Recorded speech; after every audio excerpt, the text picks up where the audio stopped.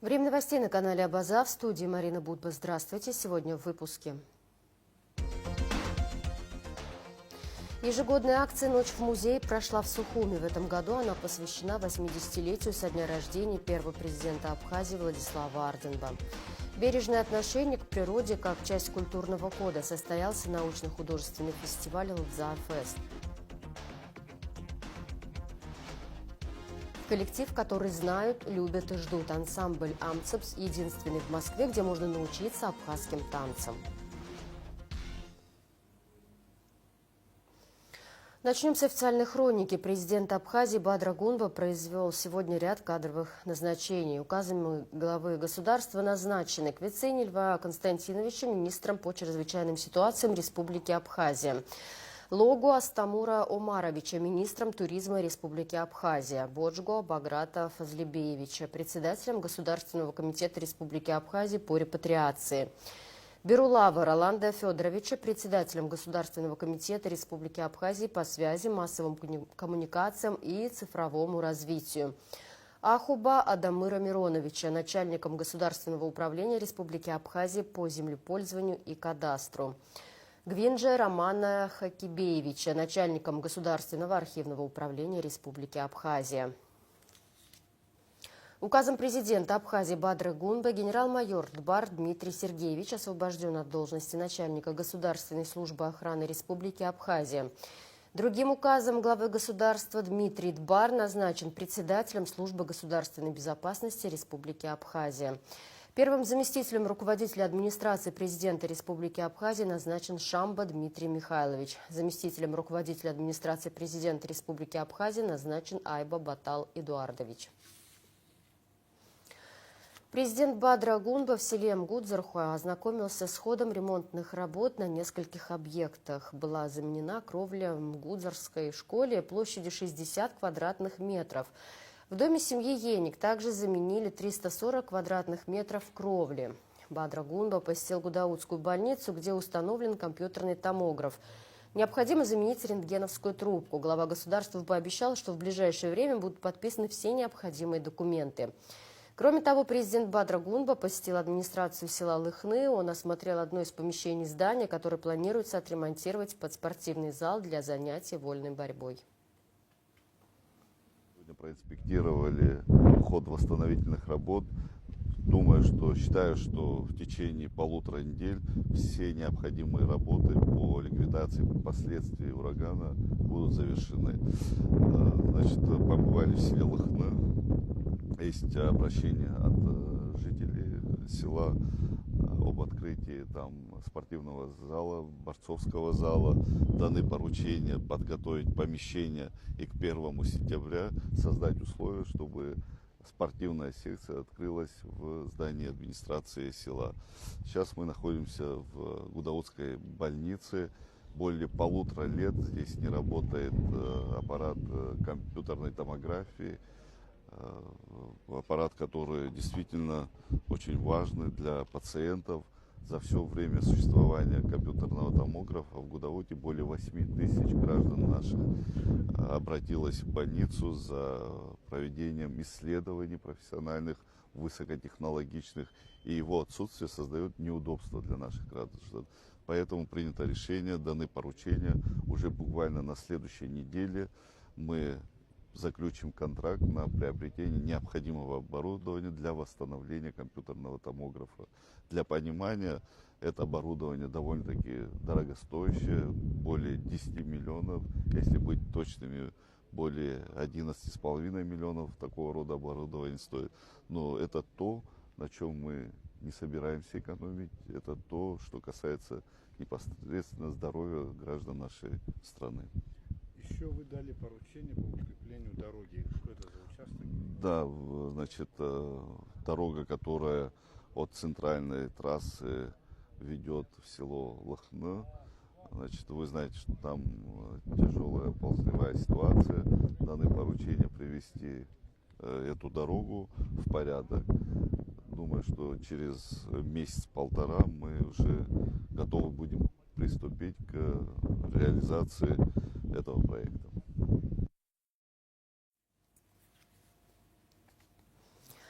17 мая президент Российской Федерации Владимир Путин подписал указ об упрощенном получении российского гражданства гражданами Абхазии и Южной Осетии. Документ опубликован на портале правовых актов. Претендентам на российское гражданство не потребуется соблюдать требования по постоянному проживанию в Российской Федерации, знанию русского языка и российской истории. Получить российское гражданство могут граждане от 18 лет, обладавшие абхазским или юго-осетинским гражданством на момент признания республик 26 августа 2008 года и не утратившие его на день подачи заявления о приеме в гражданство России. Граждане Абхазии и Южной Осетии, постоянно проживающие на территории республик, могут подать заявление в диппредставительство Российской Федерации в этих странах. Если они уже проживают в России, то смогут обратиться в территориальные органы МВД Российской Федерации по месту своего пребывания или жительства. Сложно переоценить значение указа президента России Владимира Путина об упрощенном получении российского гражданства гражданами Абхазии, заявил в эфире радио «Спутник» глава МИД Олег Барциц. Он напомнил, что договоренность об этом была достигнута на встрече президентов России и Абхазии Владимира Путина и Бадры Гунба. Компетентным органам России еще предстоит выработать технические условия выдачи гражданства Российской Федерации в упрощенном порядке, добавил Барциц. Иностранные граждане с 30 июня обязаны за 3 суток до въезда в Россию зарегистрироваться на госуслугах и получить QR-код, сообщило правительство Российской Федерации. Система касается всех безвизовых иностранцев, включая граждан стран ЕАЭС, кроме граждан Беларуси. Новая мера призвана усилить контроль за миграцией. От регистрации также освобождаются дети до 6 лет, лица, въезжающие в Россию по визе, с разрешением на временное проживание или видом на жительство.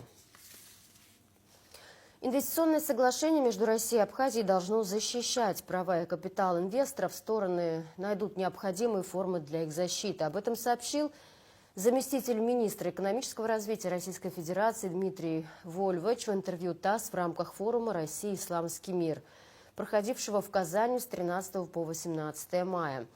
Ранее вице-премьер Российской Федерации Александр Новак сообщал, что Россия и Абхазия пересмотрят свое инвестсоглашение. Будет обеспечен баланс взаимных интересов, в том числе населения и бизнеса республики. Парламентский комитет рекомендовал к принятию законопроект об исполнении республиканского бюджета за 2024 год. На заседании парламентского комитета по бюджету, кредитным организациям, налогам и финансам рассмотрели 3 законопроекта. Об исполнении республиканского бюджета за 2024 год, о государственной пошлине, о предотвращении легализации, отмывания доходов, полученных преступным путем, и финансировании терроризма. Целевая программа развития сельского хозяйства дает хороший результат, однако есть проблема с дефицитом средств. На рассмотрение в Минсельхоз поступило 487 проектов на сумму около 293 миллиона рублей, что превышает лимит по бюджету почти на 163 миллиона рублей. Об этом стало известно в ходе еженедельного рабочего совещания в аппарате Минсельхоза, в котором принял участие вице-премьер Вараздат Минасян, курирующий работу министерства. Министр Беслан Джопуа и члены комиссии по реализации программы развития сельского хозяйства 2025 доложили о проделанной работе. Для изучения проектов на местах было создано 11 рабочих групп. На прошлой неделе все рабочие группы завершили поездки по селам. Еще одна проблема связана с кадровым дефицитом. Для реализации проектов по растениеводству республика нуждается в питомническом хозяйстве, где будут выращивать местные саженцы фруктов и субтропических культур. Министр юстиции Абхазии Андрей Барциц принимает участие в 13-м Петербургском международном юридическом форуме. 19 мая в Санкт-Петербурге начал работу 13-й Петербургский международный юридический форум, крупнейшая правовая площадка, объединяющая представителей юридического, предпринимательского, политического и правоохранительного сообществ. Форум проходит с 19 по 21 мая. Главной темой форума в этом году стало право, уроки прошлого для мира будущего. Председатель Конституционного суда Диана Пели и омбудсмен Анас Кишмария также принимают участие в работе 13-го Петербургского международного юридического форума, который проходит с 19 по 21 мая в Санкт-Петербурге. Трагическая весть с дорог Абхазии. Один человек погиб в результате ДТП, произошедшего на республиканской трассе в районе села Псахара, сообщил Апснепресс начальник УГАИ МВД Дамир Авицба. Хакба Дамир Станиславович, управляя автомобилем марки «Тойота», ехал из Гагры в направлении Сухума. Увидев собак, он вывернул рулевое управление в левую сторону и выехал на полосу встречного движения. Автомобиль занесло. Хакба совершил столкновение с автомобилем марки Hyundai Santa Fe. В результате столкновения автомобиль Toyota перевернула на автомобиль марки Audi A6, ехавший в сторону города Гагра. В результате ДТП Хакба был доставлен в реанимационное отделение ЦРБ города Гагра, где скончался от полученных травм. В Гагрскую больницу также были доставлены водитель Hyundai Вячеслав Щуренко и его пассажир Надежда Щуренко.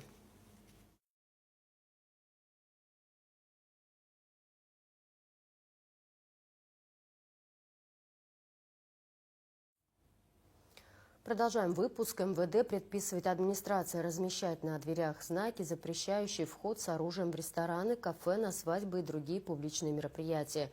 Посещение этих мест с огнестрельным оружием недопустимо, заявляет в МВД. В целях обеспечения общественной безопасности и предотвращения возможных инцидентов, связанных с применением оружия, Министерство внутренних дел Республики Абхазия усиливает контроль за соблюдением правил ношения и хранения огнестрельного оружия. Особое внимание уделяется запрету на его ношение в общественных местах. В частности, администрации ряда заведений обязывают размещать знаки, четко обозначающие запрет на вход с оружием в рестораны, кафе, на свадьбы и другие публичные мероприятия. Посещение этих мест с огнестрельным оружием недопустимо. Сотрудники милиции проводят регулярные профилактические мероприятия, направленные на выявление и пресечение фактов нарушения правил ношения оружия. Один из таких рейдов прошел в городе Сухум. Подобные мероприятия проводятся по всей республике. Важно помнить, что за хранение незарегистрированного оружия предусмотрена уголовная ответственность. Нарушение правил ношения зарегистрированного оружия влечет за собой административное наказание. МВД призывает граждан соблюдать установленные правила, а также проявлять бдительность, сообщая о любых подозрительных случаях, связанных с незаконным оборотом оружия. Администрация Сухума будет конфисковывать и вывозить на склад строительные материалы и мусор, которые жители складируют на тротуарах и проезжей части. Глава столицы Тимур Аграба поручил городским службам ужесточить контроль за этим. Складировать свои стройматериалы, мешки цемента, доски и прочий материал на тротуаре, загораживая передвижение пешеходов, и высыпать песок, например, прямо на дорогу, нельзя. Если в течение недели не будут убраны стройматериалы, их будут конфисковывать и вывозить на склад, отметил помощник главы Сухума Константин Тарба. Он подчеркнул, что вдоль строящихся объектов должно быть обустроено ограждение и уложен деревянный настил для пешеходных дорожек. Тарба напомнил, что за выброс крупногабаритного мусора в контейнеры для бытовых отходов законодательством предусмотрен штраф. Международная акция «Ночь в музее» прошла в Абхазии 18 мая. В этом году акция посвящена 80-летию со дня рождения первого президента Владислава Арзенба. Все музеи страны открыли свои двери для посетителей и подготовили тематические экспозиции и мероприятия. Мы побывали в 3 столичных музеях: в Абхазском государственном, Музее боевой славы и литературно-мемориальном музее Дмитрия Гуля. Подробнее Надежда Боровикова. Государственный музей боевой славы имени Арзенба встречает гостей уникальным экспонатом. Служебную «Волгу» первого президента Абхазии 10 лет назад подарила музею компания «Амобайл». Международная акция «Ночь в музее» в этом году посвящена 80-летию со дня рождения Владислава Арзенба. Подготовили 75 фотографий, конечно, не все здесь поместилось.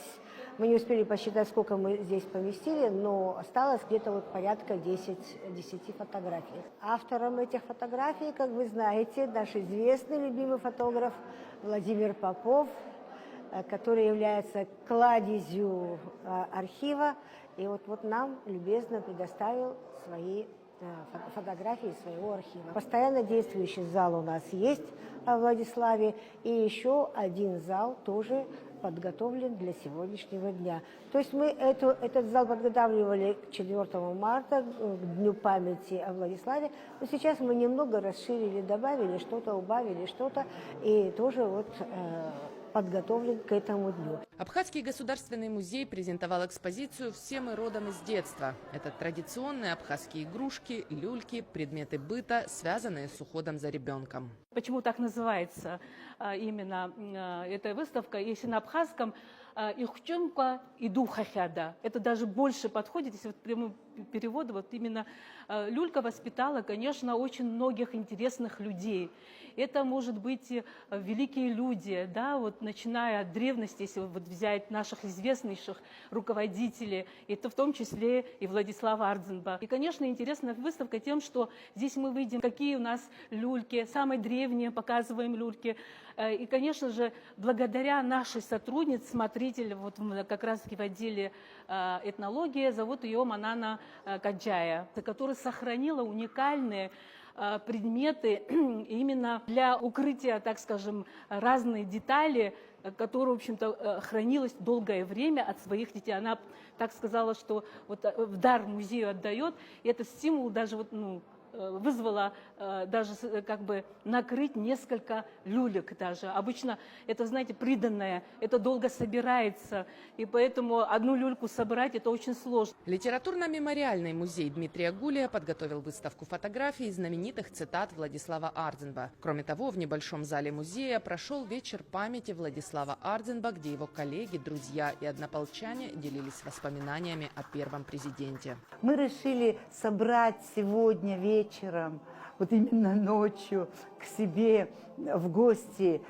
коллег, друзей, тех, кто лично знал Владислава Ардзенба, работал с ними рука об руку, и те люди, которые могут рассказать о нем как о живом человеке. Мы пригласили Вячеслава Чирикова, мы пригласили и других, Тали Джопа, Ардашуба, и других людей, которые, Аслана Авицба, который писал очень много о жизни, о творчестве Владислава Ардзенба. Мы пригласили боевых друзей, таких как Аслан Кобахия.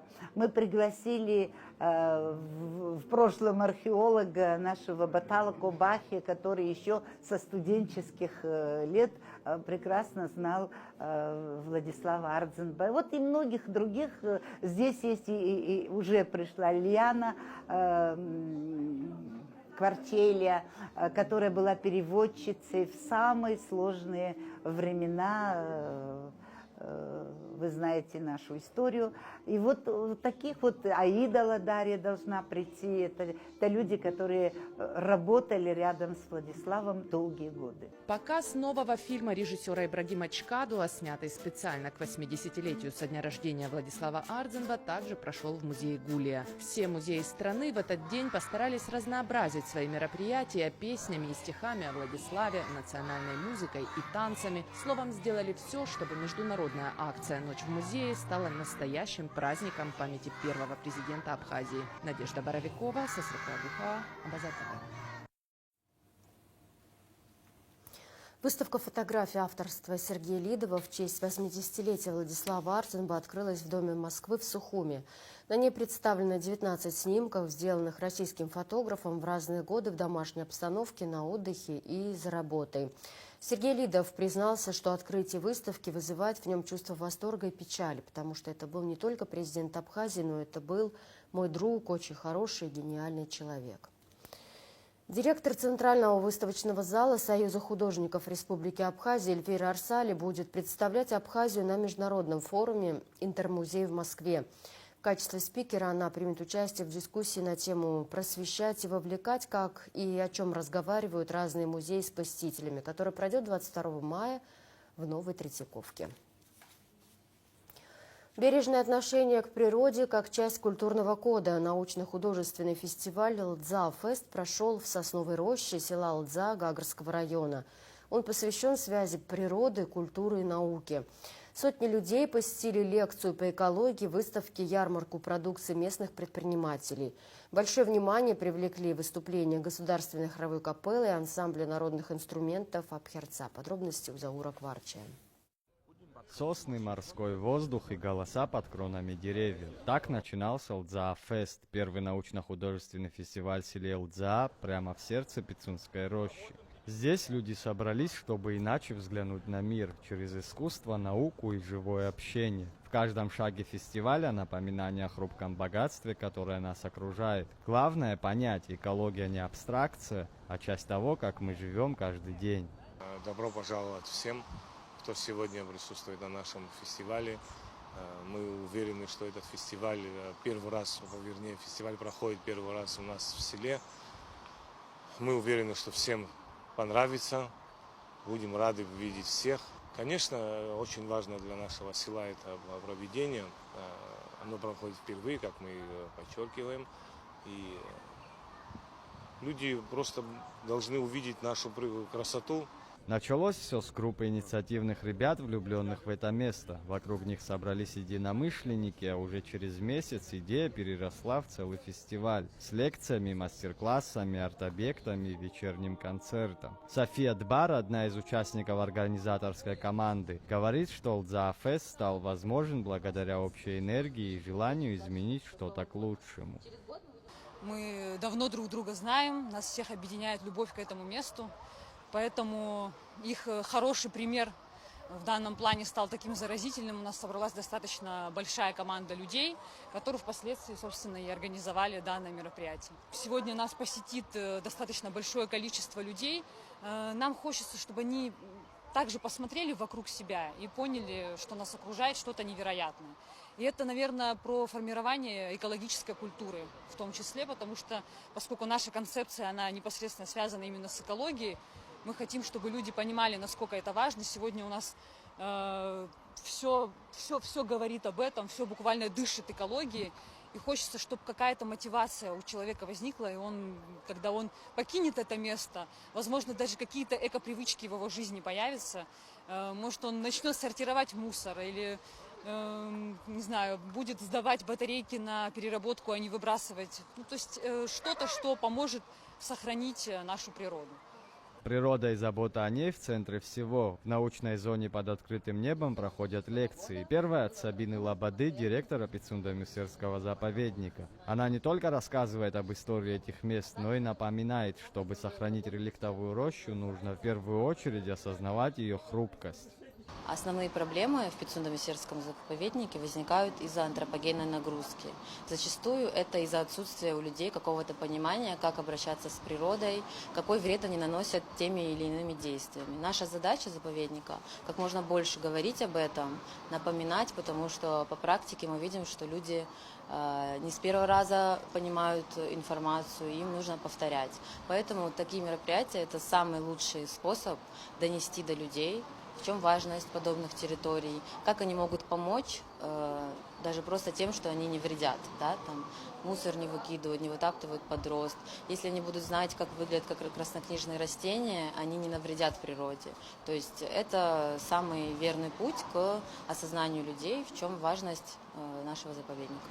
На одной из площадок настоящий хендмейд-процесс. Волонтеры из организации «Абхаздеск» учат гостей делать бумагу вручную из переработанной макулатуры. Каждый лист как новый шанс для дерева не быть срубленным. И каждый участник как автор этой истории. Здесь примеры того, что мы уже сделали, наши открытки, наша бумага разноформатная, разного цвета. Сертификаты мы очень хотим, чтобы люди взяли за привычку не покупать уже готовые грамоты, например, и сертификаты, а делать свои, уникальные, со своим дизайном. Хотелось бы, чтобы меньше деревьев срубали, и каждый раз бумагу можно было бы перерабатывать, а бумагу можно перерабатывать очень много раз. Так что мы за то, чтобы меньше деревьев срубалось и тем самым сохраняли природу. Можно ли вдохновлять, не используя новых ресурсов? Художник Николай Завертайло доказывает, что может. Его арт-объекты собраны из вещей, которые обычно выбрасывают. Под ветром между соснами они будто оживают, словно сама природа становится частью инсталляции. Здесь я уже нахожусь в Абхазии с июня прошлого года. И идея была такая, мне сделать такой экологический проект. Какие-то заброшенные здания, какие-то разрушенные конструкции превращать в арт-объекты. Как-то это так получилось, что мне стало мало места вообще выставляться в галереях и участвовать на выставках. Просто свободные материалы, они дают возможность какого-то более широкого применения вот своим вот этим навыкам живописным. Это куски ламината, которые мне достались случайно. Люди выбрасывали, я просто забрал. И вот из них я сделал такие живописные панно. Они могут быть и как панно, вот в ну вот, пробовали даже мы в гостинице вешать, просто их немножко поаккуратнее сделать. А здесь как бы вот эти вот движущиеся объекты, там вот такое крепление, которое дает возможность как бы им еще и в динамике тут с ветром сотрудничать. Рядом другая форма искусства, традиционные вкусы. Домашняя аджика, компоты, варенье. На ярмарке можно не только попробовать, но и пообщаться с теми, кто сохраняет старинные рецепты. Предпринимательница Диана Габня уверена, что местный фермерский труд – это тоже вклад в экологию. Сегодня мы взяли с собой всю свою продукцию. Это соусы, аджика, джемы, снеки, компоты. Также предлагаем людям попробовать. Ой, все очень хорошо, очень приятно. Помимо работы, здесь еще очень много приятных знакомств. Помогают, да, люди здесь и есть и гости тоже покупают, пробуют и увозят с собой.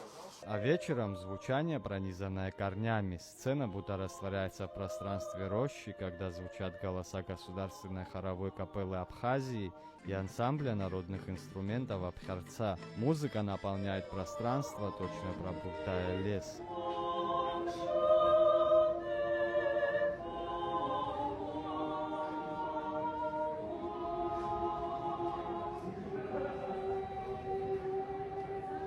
Среди гостей актер и сценарист Руслан Шакая.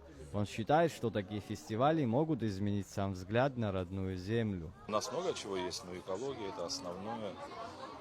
Люди со всего мира приезжают, чтобы посмотреть на нашу природу, полюбоваться, отдохнуть. Но сегодня такая, наверное, пробная версия, но чтобы в будущем, условно, неделю проходил, да, и это и для гостей страны было бы хорошо, и для местных, чтобы именно вот эта роща, она не была просто пляжем, да, а таким культурным местом, где люди могли бы обмениваться там своими знаниями, технологиями и так далее, производством. Вот здесь сыр изготавливают, молочный завод здесь, да, представлен, и так далее. Ремесло, все приятно наблюдать за этим. И то, что вот, но в основном это молодые все сделали. Респекты. И не только местные жители приходят сюда. Туристы, оказавшиеся рядом, отменяют экскурсии, чтобы стать частью этого события. Атмосфера здесь располагает к главному, к чувствованию. Мы здесь недалеко в отеле остановились, узнали, что здесь проходит экотусовка. Мы сами за природу, любим лес, любим море, любим чистоту, поддерживаем всегда окружающую среду. Сегодня мы отменили важную для нас экскурсию для того, чтобы оказаться здесь, в этом месте. И интересно вообще, мы в Абхазии в первый раз. На таком мероприятии мы в первый раз, соответственно, поэтому все круто, классно, нам нравится. Вот уже сделали первое приобретение, вклад вашу заботу о природе. Организаторы надеются, что Лдзаа-фест станет доброй традицией, пространством, где будут встречаться ученые, художники, фермеры, мастера и просто неравнодушные люди, чтобы каждый раз напоминать себе, как много нам дает природа и как важно это сохранить. Уже некоторые ребята, которые записаны и на следующий год. То есть мы понимаем, что и надеемся, что сегодня у нас все пройдет хорошо, и данный фестиваль станет хорошей традицией, будет проводиться ежегодно, и наши локации, ярмарка, научная часть, художественная, они тоже расширятся, потому что у нас много молодых художников, у нас много молодых ученых, и все готовы принять участие, помочь. Самобытная природа Абхазии с древних времен формировала образ жизни и мышления ее народа. Бережное отношение к земле, воде и деревьям не просто экологический принцип, а часть культурного кода. Здесь испокон веков природу не покоряли, а уважали, в ней видели равную силу. И именно к этой утерянной связи фестиваль Лдзаа-фест помогает прикоснуться вновь. Заур Кварджа, Инала Гухава, Абаза ТВ. Уступив лишь МГУ, студенты АГУ заняли второе место на Международной Олимпиаде, сообщает отдел информации и медиакоммуникации университета. 16 мая студенты экономического факультета Абхазского государственного университета успешно выступили на 10-й Международной студенческой олимпиаде по истории экономических учений, проходивших в финансовом университете при правительстве Российской Федерации. По итогам напряженной борьбы с серьезными соперниками с отрывом в несколько баллов команда экономического факультета АГУ заняла второе место, уступив лишь команде экономического факультета МГУ имени Ломоносова. Тема Олимпиады «Меркантилизм. Начало экономической науки» к 410-летию книги Монкрентьена «Трактат политической экономии». Второе место в сегодняшнем сегодняшней Олимпиаде, сегодняшнем мероприятии занимает команда Абхазского государственного университета. Совокупное количество баллов 38,8. Команда неизменно демонстрирует одни из самых устойчивых, ровных, выдающихся возможностей, навыков. В первом туре, как вы понимаете, это безусловный лидер, практически в таком формате танка-терминатора. Во втором туре блестящие вопросы, как всегда, в своем фирменном стиле, с видеоиллюстрациями, с хорошим уровнем подготовки. Вопросы, которые выпадали на долю команды Абхазского государственного университета, они были очень сложными, но команда не растерялась и всегда, в общем-то, если давала правильный ответ, то была максимально к нему близка. Поэтому сегодня второе место и, в общем-то, один из самых высоких результатов, собственно, следующий уровень, это уже там первое место, с точки зрения количества баллов. Значит, команда рассчитывала, собственно, всех обозначить. Адлеева София Зауровна, Голландия Нестор Дмитриевич, Семененко Анна Сергеевна, Кучуберия Эльвира Рустамовна, Маркосян Рима Антушевна, Кварацкелия Александр Львович, Кир Леварсан Муртазович, Савгея Даниил Мурманович, Кривицкия Николя Гордона, Гудария Даниила Муравова. Спасибо, дорогие друзья.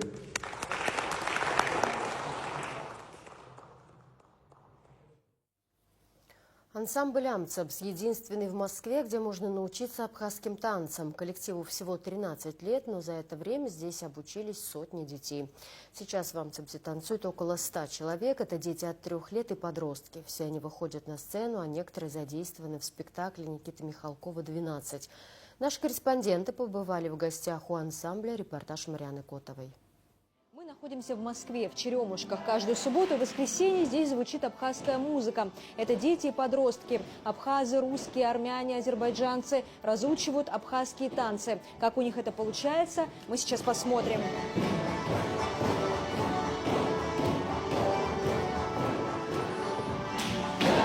Как рассказывает худрук ансамбля Лаша Марухба, когда амцев участвуют в концертах или фестивалях, говорят: «О, абхазы приехали!»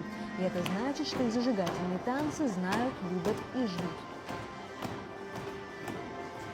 Ну, приятно, конечно, и когда ты слышишь уже сколько лет, и ты слышишь на чужбине, где-то на концерте свою родную музыку, которую ты как бы слышишь, да, постоянно, но ты уже когда со стороны смотришь за кулисы или зрительный зал, это, конечно, приятно, это гордимся этим. В Москве это единственный ансамбль, где обучают абхазским танцам, а также почти всем кавказским. Это выгодно отличает Амцабс от других московских коллективов. Студий танца и школы, и ансамблей много, но абхазского танца нет. Мы единственные. Это уже наш плюс. Как привлечь детей других национальностей? У нас, как вы видите, есть много разных национальностей. Тем, что у нас большой репертуар. У нас танцы не только абхазские, у нас есть там и армянские, и азербайджанские, и чеченские, и осетинские. Этот огромный репертуар, 13 полностью поставленных танцев и с костюмами, я считаю, это такой большой бонус, чтобы выбрать именно наш ансамбль. Обучаются здесь дети и подростки самых разных национальностей. Амин Алиев – азербайджанец. В ансамбле абхазского танца его самый любимый номер – чеченский. По словам юноши, он любит танцевать, потому что это позволяет расходовать энергию, которой так много в этом возрасте. Больше всего мне нравится чеченский танец, потому что он более такой зажигательный и энергичный. Мне очень нравится абхазская культура, абхазские танцы. Я сам являюсь солистом абхазского танца. Танцы, на самом деле, мне очень помогают выражать свои эмоции, чувства. То есть я сюда прихожу, я чувствую себя как дома, я выдаю самого себя, и мне это нравится делать. Амцепс – это не только про танцы. Здесь дети учатся дружить, находят поддержку в таком непростом переходном возрасте, формируют собственное «я». Ну, мама меня привела, когда мне было 4 или 3 года. Вот. И в этом ансамбле я нашла друзей, нашла поддержку, хорошего педагога. Вот. И именно здесь я чувствую заботу и любовь, которая очень важна. Мне нравится танцевать, потому что танец выражает эмоцию лучше, чем слова иногда. Очень нравится выступать. С детства любила выступать на большой сцене. Многие из этих ребят танцуют в ансамбле почти столько же, сколько он существует. 13 лет здесь воспитываются ребята, которые вместе с обучением абхазским танцам поддерживают связь с родной культурой, даже будучи далеко за пределами родины. Абхазы, если хотя бы чуточку есть что-то родное, близкое, они должны понимать эту значимость, потому что, ну как сегодня, ну сами понимаете, это не секрет, язык уже как бы немножко, как бы сказать, мягко теряем. Если мы сегодня будем терять и наши танцы, и наши песни, и нашу культуру, то, конечно же, это трагедия. И я думаю, что да, это актуально, люди приходят, да, не сразу, да, это как-то чуть-чуть идет немножко вальяжно, но я надеюсь, что они будут это понимать, и в дальнейшем наш коллектив, большее количество людей будет посещать. И именно, конечно же, да, мы рады всем, но, конечно же, хотелось бы, чтобы наши абхазы участвовали и принимали участие вот в нашем коллективе. Все эти дети – москвичи, но абхазские воспитанники ансамбля «Амцепс» каждое лето проводят в Абхазии. Общаются с местной молодежью и друг с другом. Еженедельные занятия танцами помогают поддерживать ментальную связь с родиной. Мне очень важно чувствовать себя абхазцем, будучи в Москве. Народные танцы как бы помогают мне не ассимилироваться среди населения тут. Я помню о своих корнях, как бы, о том, что я абхаз, и это помогает мне дальше жить, будучи абхазом. Один из главных вопросов, что нас всех объединяет здесь, это, конечно, любовь к своей культуре, любовь к своему народу, ну и любовь к танцу, соответственно. Все эти дети уже артисты, они выступают на большой сцене. Многие из них в спектакле Никиты Михалкова «12». В 2007 году вышел фильм «12», где одну из ролей сыграл Лаша Марухба. Теперь его воспитанники играют в одноименной театральной постановке. Но самое главное наше достижение, конечно, это участие в спектакле Михалкова «12». Мы завершаем его спектакль танцем и гастролером. Мы уже были в 35 городах России, и не только России. Наши зарубежные гастроли были в Сербии, в Узбекистане и в Беларуси. И еще планируется в следующем году. Так что эти дети, благодаря гастролям, повидали и эту страну. Конечно, мы надеемся, что они к себе на родину тоже приедут с этими гастролями. Принимают в Амцепс с самого раннего возраста. Среди его воспитанников есть и совсем малыши. Занятия танцами помогают детям быстрее научиться владеть своим телом, чувствовать музыку и ритм, а также дисциплинируют. Эти ребята уже большую часть своей жизни танцуют. Ну, мне очень нравится Горский, потому что там выступает много человек, и иногда некоторые хлопают, там еще некоторые выходят на барабанах, некоторые там танцуют перед всеми. Меня зовут Алена, фамилия Аджба, я люблю больше всего танцевать. Амцепс – единственный ансамбль в Москве, где обучают абхазским танцам и традиционной игре на барабанах. Всего 2 занятий в неделю хватает, чтобы за несколько лет добиться подобных результатов. Как говорят хореографы, дело не только в мастерстве преподавания, но и в желании самих ребят и тяге к традиционной культуре родной земли.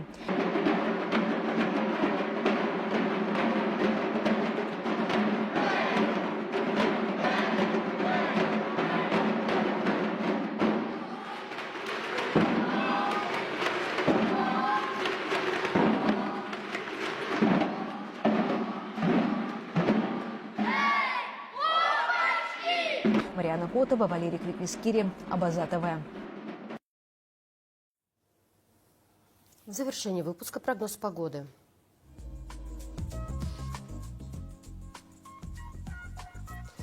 Во вторник, 20 мая, в Абхазии ожидается переменная облачность. Ночью и днем без осадков, поздним вечером местами возможен дождь, туман. Атмосферное давление 762 миллиметра ртутного столба. Ветер слабо умеренный. Температура воздуха ночью 8-13, днем 19-24. Температура морской воды плюс 14. Волнение морской воды умеренное, относительная влажность воздуха 50-80%.